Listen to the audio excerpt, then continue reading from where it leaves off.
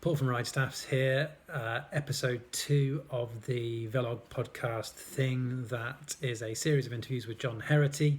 He was the manager of the JLT Condor team, and before that the Rapha Condor team in all its various guises, and prior to that the manager of recycling.co.uk, the team that gave birth to Rapha Condor.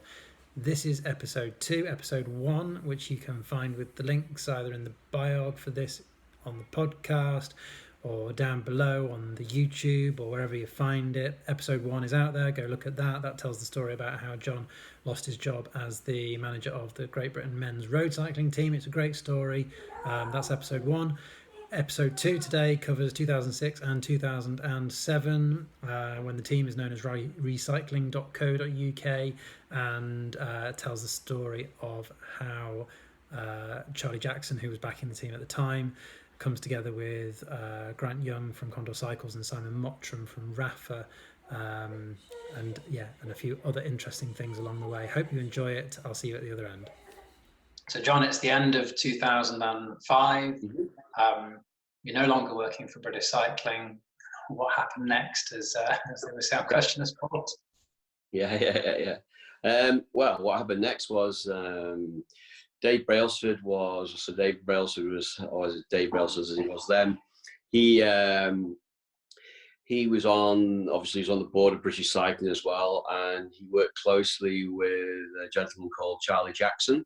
And Charlie Jackson was one of the owners of recycling.co.uk, and Charlie was already involved with sponsorship. He already had the MG recycling team, but he wasn't really very happy with the way it was being run. And Dave Brailsford knew this, so not least because some of the GB team were riding for that team at the same time. So Charlie or Dave spoke to Charlie, and I had a meeting with Charlie, and basically we started a new team, which was obviously with an existing sponsor. That team was dissolved, and we started a new team, which was called recycling.co.uk, and not a particularly big budget or anything like that.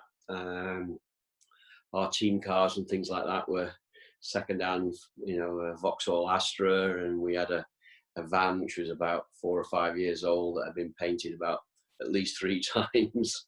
But we looked okay. We did all right. We weren't trying to be something that we weren't. And this is way before the days of camper vans and state-of-the-art roof racks and so on and so forth. So it was all pretty low key, low budget, and kind of right for that era, for that time, to be honest. Low budget. We weren't trying to be something that we weren't. We were. We say low budget, but in that first year, we still did.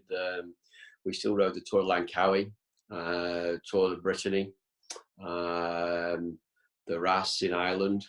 We'd have done the Tour of Britain as well, I think, as well.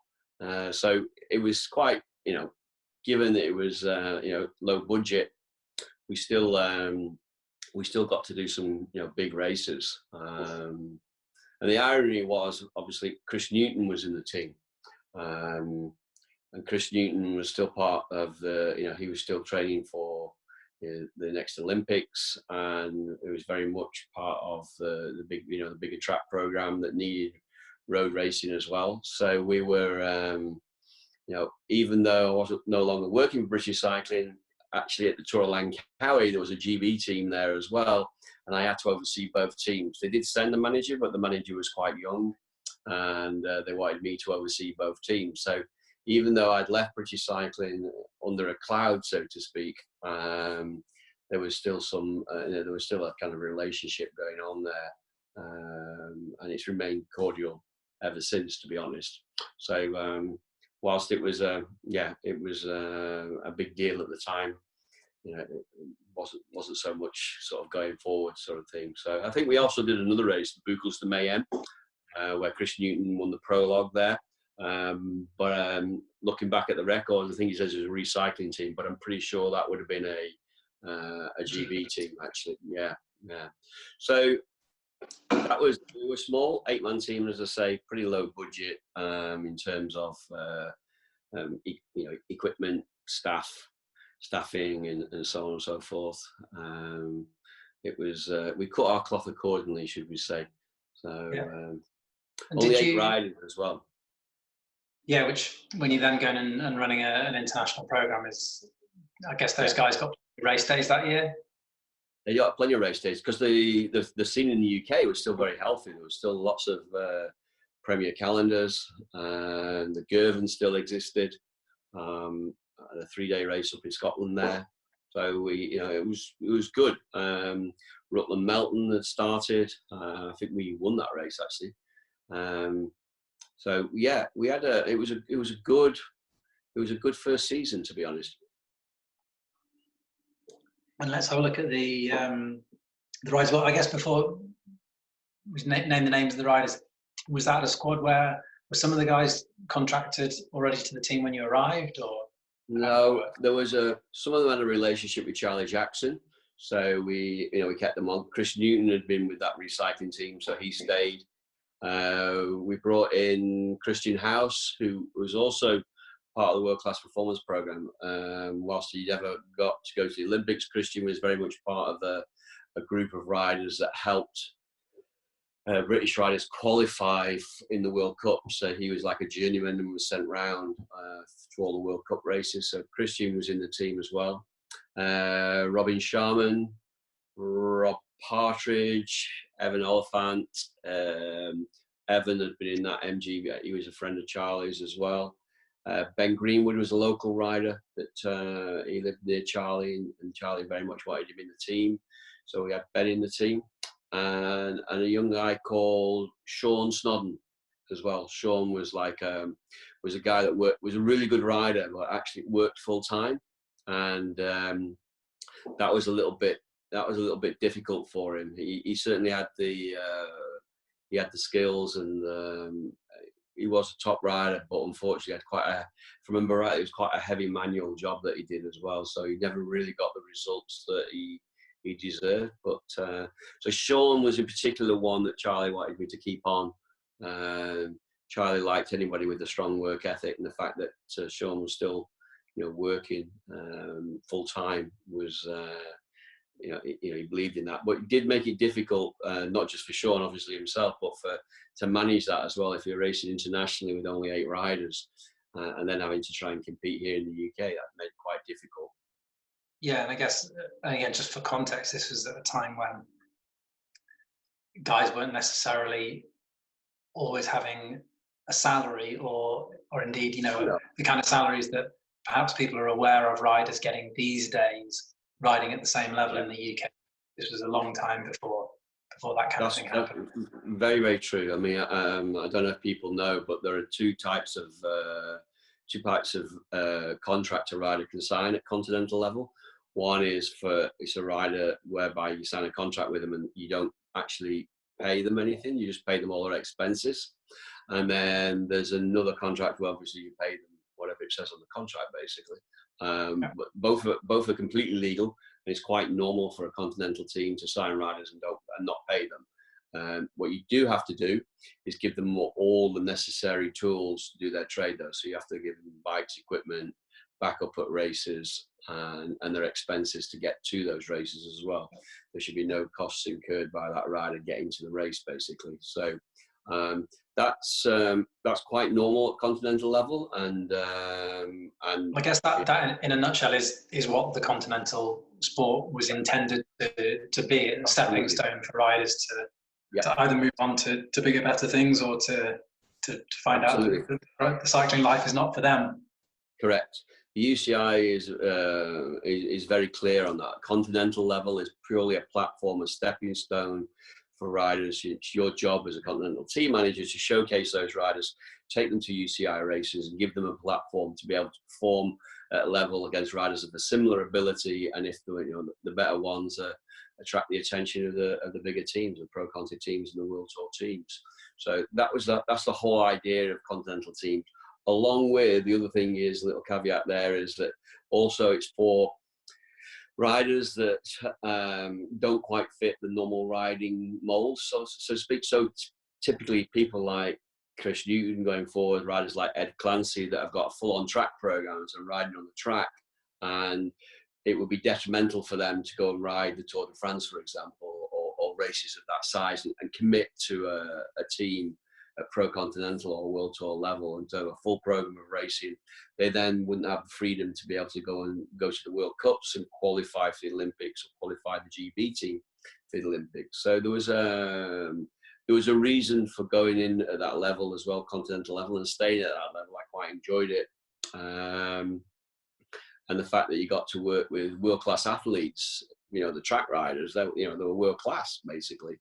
So to work with those guys, but on the road at a lower level was good. Yeah, and at that time, I guess as well, for the alternative for those riders, the Chris Newtons and their equivalents, I guess at that time, like Paul Manning would have, and Ed would have been was it Lambau Credit? And yeah. Belgium. So you were kind of a trailblazer in a way for doing this from the UK rather than for those guys having to go and do their racing elsewhere. Correct. That was the whole idea, that we'd take one or two of those riders on. The downside of that, again, with only 8 riders, I mean, they can't serve 2 masters. So my big thing, if you sign one of those guys, I always let them know that it was British Cycling that came first, not the team.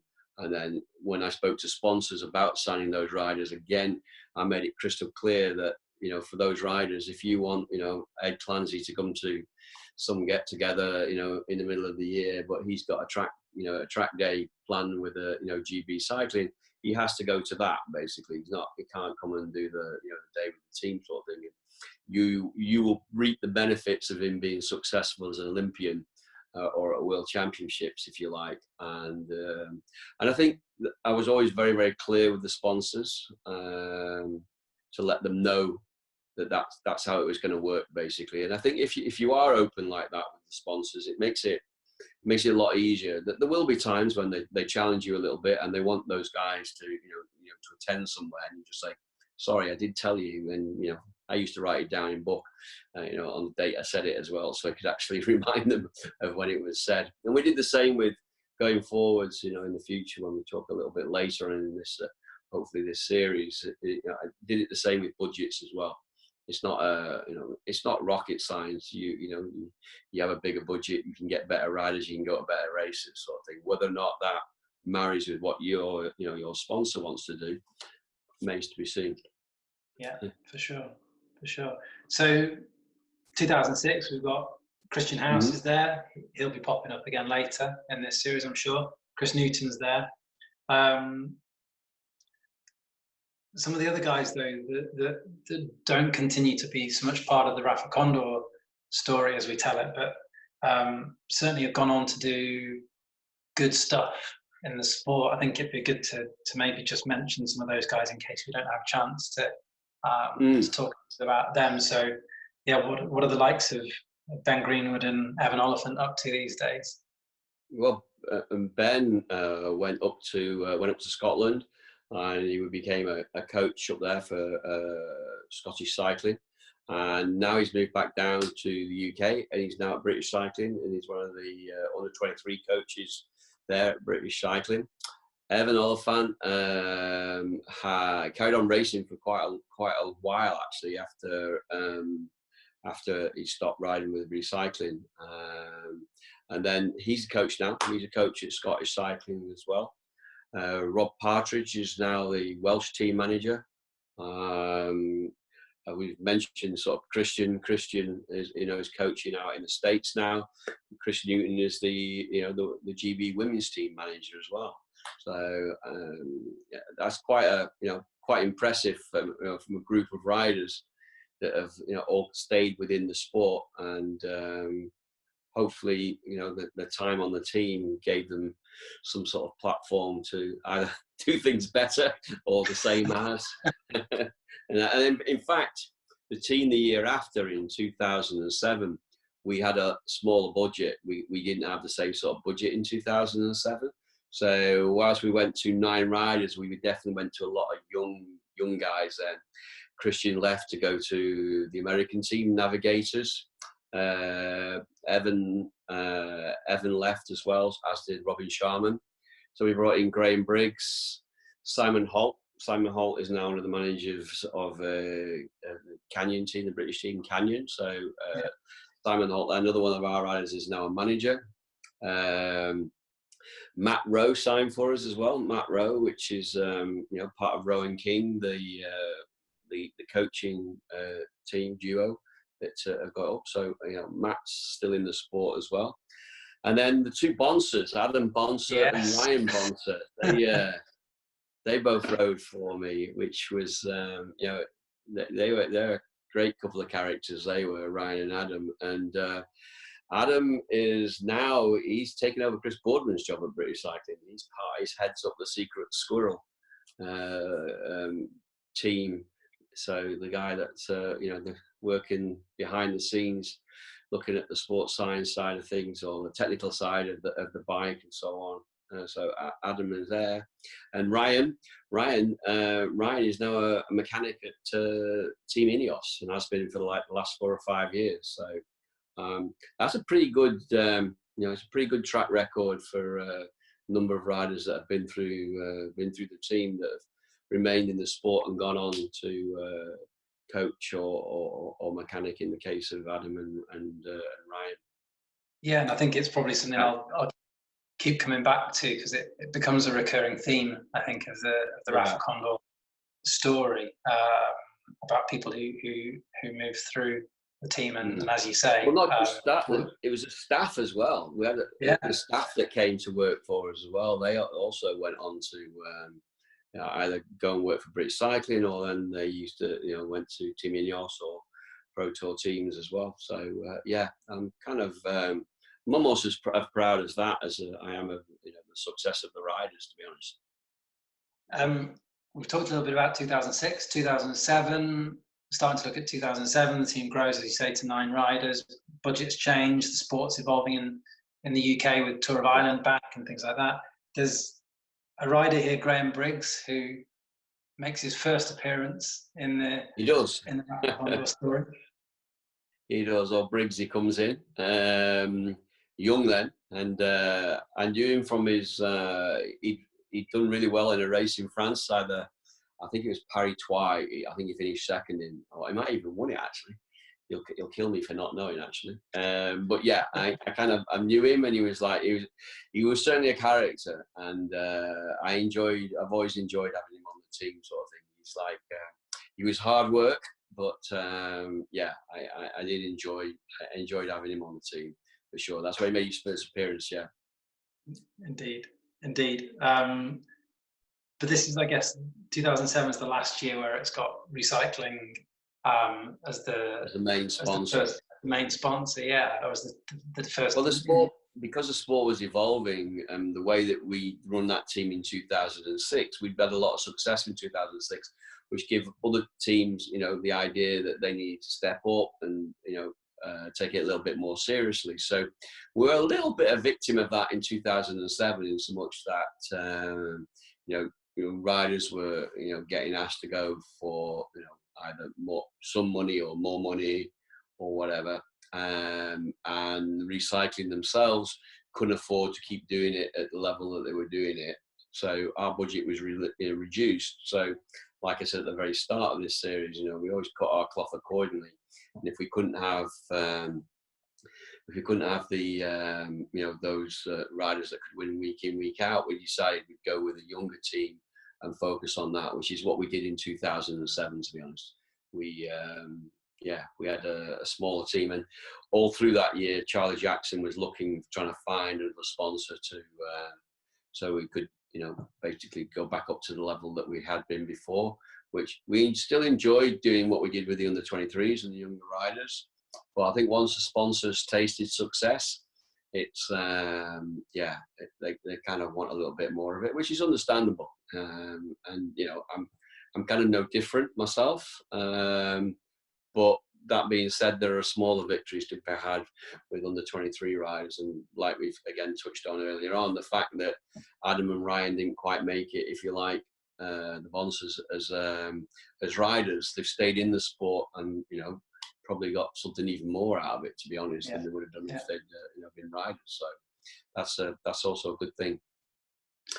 And I was just going to say, but in that time, there was this new team had emerged in the UK, black jerseys, Rapha Condor, a club team in essence, compared to not UCI registered, but you'll have encountered them across the season, and they took one particularly win. Yeah, I counted them a couple of times. I counted them up at Girvan in the first race, where one of their star riders had forgotten his cycling shoes and was like, having to ride in. I think he had to ride in trainers, I think, or I'm not sure if he borrowed a set of shoes. So that was kind of the first thing I saw of it. Dean Downing was riding for them, and Dean had ridden for Recycling when it was MG. I knew Dean and his brother Russell very well, and I used to talk to him and said, what's going on with this? What's going on with this? Like, these wool jerseys. What's it all about, mate? You know what I mean? So, and the pink as well. The pink was, it was black and that little bit of pink on the jersey. It was all a little bit, a bit new to us northern lads, and it's Dean. But Dean was like fully committed to it, and he told me a little bit about the owner, Simon Mottram. Who was he's the CEO of Rapha UK, well, Rapha should I say, and he was he told me all about him, and we the next encounter I had with the team was actually with a French guy. So they didn't. I mean, it was classic club team, so it wasn't run like a pro team or anything like that. They weren't trying to be something again that they weren't. It was their first sort of venture into sponsoring a cycling team. They got Condor involved. In fact, the person who got Condor involved was a guy called Dominic Gabellini, and Dominic was a mad Frenchman that lived for many, many years here in the UK. And Dominic was he was just so enthusiastic. He was so enthusiastic about Condors. He was so enthusiastic about the brand Rapha, and he fully believed in it. And he ran a very successful language school, and he was one of the early investors in Rapha. And Rapha also sponsored the Smithfield Nocturne, the circuit race that took place in London for many years. And my first encounter with Dominic was at this Smithfield Nocturne, where this guy was in the pits completely dressed in white shirt, white linen trousers, white shoes. And I'm like thinking, what the heck is this? And then he started speaking French. Because of my background of living in France a little bit, I could understand him a little bit. So we got up a little bit of a conversation, very, very briefly, just said something to him. And then the next thing, one of his riders punctures, and he immediately goes to my wheels, or our team's wheels, and tries to change his wheel of his rider with one of our wheels. And I had to, had a little bit of a set to with him about that. He couldn't do that sort of thing. He was like, well, why not? We are all in this together. And I'm going, don't work like that, mate. Get out. so that was my first sort of encounter with him. That must have been in 2006, thinking about it, because I ended up getting invited to go and see the prologue of the Tour de France in London, and I went down there, and that was as a guest of Rapha. It was Fran Miller, David Miller's sister. She was running the Nocturne service, obviously the Smithfield one, but she was also doing the Revolution series, should I say, in Manchester on the track as well. I think they started then as well. So I knew Fran through that, and Rapha had hired this building that overlooked the prologue course when it took place in London there. So I was invited down for that, and looking back, I was probably set up, to be honest. I think it was a little bit of a setup to sort of start a conversation about possibly merging the two teams, or or me going across to actually manage, their team sort of thing. But they didn't have very much money, but we all said we didn't have very much money, so it made more sense to sort of join forces, basically. So there was initial talk at the tour, right at the start of the tour there, which is kind of, again, unusual for teams to be sort of, in the UK, I'm talking about, of actually discussing these sort of things so soon. Normally, my experience of it is always seems to be lastminute.com with us, with British teams, that they're only sort of put together and finalised in September and October. Which anyway, this wasn't. We had that initial sort of chat there, if you like, at the Tour de France, and then we arranged a meeting with Charlie Jackson, and and the team was put together. So it was. We kept the iconic black jersey, and much to Charlie Jackson's sort of disgust, he ended up being the third sponsor on the jersey, and given his contribution financially was probably greater than Rapha Condor's in that first year, I have to say. He wasn't too impressed with that, but Rapha Condor negotiated really, really well, I have to say. And in fairness to Rapha Condor, subsequently during that season, they did more. Whilst they financially, their input may not have been as great, they certainly promoted the team better than we could have done at recycling. So I think it was fair in the end, if you like, contributions. So back with Rapha and Condor, they were good sponsors.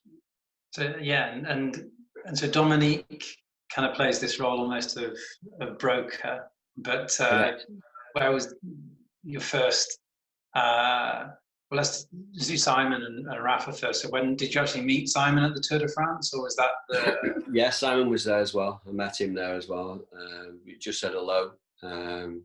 Some posh bloke in a pair of fancy brogue shoes, if I remember rightly. That's how I remember him. And I'd heard a little bit. Dean had told me a little bit about him, how he'd put the company together, and it was based on a fashion house principle, basically. That's what he was going to do it on, and it was like they were breaking all cycling's rules, basically. They were the manufacturer, and they were selling directly to the public, not in stores. Basically, they were doing it all on the internet. So they were. It was a massive groundbreaker, to be honest. And in the early days, Condor cycles helped them a lot. And I think initially it went against the grain a little bit with Condors as well, to be honest. As well, I guess even they, but they could see it was working. There was slowly this sort of I don't know. It almost went out of control, didn't it? To be honest, it was like they certainly down the south, very, very strong Rapha presence. It took a long time for it to come up north, I have to say, for the northern ones. And I think Dean Downing should be given a lot of credit for some of that as well. Dean, was typical northern guy, and the fact that he was wearing their kit meant those tight-fisted Yorkshiremen suddenly that wanted to wear a club jersey for 6 years and wanted to take it back if it got a hole in it after 5, sort of thing. That he kind of broke that with or he helped break that, if you like. Dean did with his champion of the Rapha cause.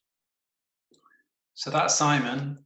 That's one half of the dynamic duo, as it were. But obviously, Condor, Monty Young, Grant Young, but not your first encounter with Grant. No, it wasn't actually. No, everyone sort of has got this. Everyone thinks it was like that. That would be my first encounter with Condor cycles. But I actually rode for them. I rode for them when I came back from racing in France. I did 1 year for a domestic team in the UK called Ever Ready. And then the year after, there was a team called Percy Bilton Condor. I rode for them. And so that was my first time of meeting Grant was there. I'd met Monty on races in the past, because Monty was very much part of the British scene in the early 80s, 70s, and late 70s and early 80s. He would have like a neutral service vehicle that he took to races. So I knew Monty from that, and would have seen Grant on races as well. But yeah, no, I rode a Condor bike for 3 years. The 2 years after that, they dropped Condor from the actual logo on the jersey, but the sponsors actually bought the bikes from Condors and had them painted up under their own colour. So even though they weren't technically a Condor for 2 years, they were Condors basically, with the sponsors name on them instead. So yeah, I actually I met to Grant a lot earlier. It had been in 1985, I think, somewhere around there. So yeah, it wasn't my first encounter with the Condor family and Condor brand. And yeah, it's been a good, strong relationship. Even these troubled times at the moment, I'm still getting messages in about 3 or 4 times a day from Grant at the moment. Not all appropriate, I have to add. I was going to say, that's why I'm smiling. Yes. So yeah, I guess, I mean, this almost, I guess, will probably be an appropriate place to wrap it up for this evening. But in terms of setting the scene for when we rejoin the story, so you've got Charlie, Northerner, part of the British Cycling Board, part of the kind of part of the, you know, the infrastructure of BC. You've got Grant, traditional but commercial. You know, he's a guy that understands the value of what he's doing, but kind of sees it through a traditional kind of a lens. And then you've got Simon, the upstart, the disruptor. Yeah. Very much And so. as you say, I mean, you've already said it there. But they all got in the room together. You were there, and somehow, like, how does that meeting come out where everyone kind of goes and yeah, come on, let's do it then? What was the dynamic? I think it came down to cash. Both sides realised that the other couldn't do it without the other, basically. So, in fairness to Charlie Jackson in particular, he was very, very good, Charlie, and he kind of got it, but I personally, I got it more. I could see that there was something happening down south. It hadn't come up here, up north, and it was a little bit like those. I mean, we talk about a north-south divide, but it's very much that was the case then. You know, if it still isn't, to be honest. But I mean, it's taken a long time for people to accept that it's okay to spend, you know, £100 on a jersey, you know, on a cycle jersey sort of thing. So, Charlie Jackson needs to be given a heck of a lot of credit, to be honest, for actually brokering the deal and getting, you know, us sat down to do it, you know. So I think we did it over a telecall, not dissimilar to this, to be honest. I think I remember sitting in the recycling offices and actually hammering out the deal over like a telelink like this of some sort. So us Northerners were still we were complete morons. We still able to use like new technology and so on. But yeah, that's it. Probably is a good place to stop there, to be honest. That was it. Charlie was really, really good, but exciting times ahead with Rapha and Condor. And so just to wrap it up then, so that from that first meeting in July, the tour. Yeah. At what point was the deal done, and at what point do you then start to go out to the market, as it was then, to sign riders for 2007? How did that kind of? I think it was probably the end of the year. Yeah, probably the end of August, early September, and then we were able to start looking at riders for the 2008 season. So that's kind of when it entered. That's when it's when we entered into it. But again, we spoke a lot about what the sponsors wanted, and it's really, really interesting. It's something we should, you know, put forward now, or mention now, should I say, is that Rapha were always into doing everything in the sport. They wanted this team, even then, to be able to race in Asia, well, anywhere in the world, basically. They were up for doing that, very much so. They definitely wanted to globalize the sport. Their products were doing well in Asia, so there was a big deal for them to, you know, the whole idea, if they had a team, they wanted that team to race in the countries where their products are selling well. And that led on to some great adventures for us and for the riders as well, to be able to go and travel the world basically on the back of having a sponsor that was like really keen for us to do it. So that was a good thing as well in terms of, for me as a sponsor, if you're a sponsor that was actually doing something with the team. Too often sponsors just give the money and then the team goes off and does its own thing and comes back at the end of the year and say, oh yeah, we won 6 races, we did this, we did that. It was never like that with Rapha and Condor. They very much wanted us to race in certain countries, and if we were going to race there, then they were going to do something with that country before we got there, and make sure that we maximised not necessarily the result, just our presence there. That's all they wanted, and for us to engage with their riders that were over there, the people that bought their products. And that definitely worked. 100% that worked, and it was a really interesting concept that sometimes we pick riders not because they were the best riders, it's just because we knew they could travel. They could, you know, what we call journeymen, people that can get to an event, not complain that, you know, everyone eats rice now, you know what I mean? But like, you're talking 10 years ago, a bit more, isn't it? You know, it was a big deal. You know, if that's all you get in Taiwan, doing the tour of Taiwan or whatever, and that's all you get every single day, then you need a rider that's not going to crack under that sort of pressure. But anyway, times have changed. That's not such a big deal now. But back then it was. But that was good. The start of beginning of the great adventure. That was episode 2. Next week we will tell the story of the team's first season as Rapha Condor Recycling, and look forward to seeing you then. Cheers.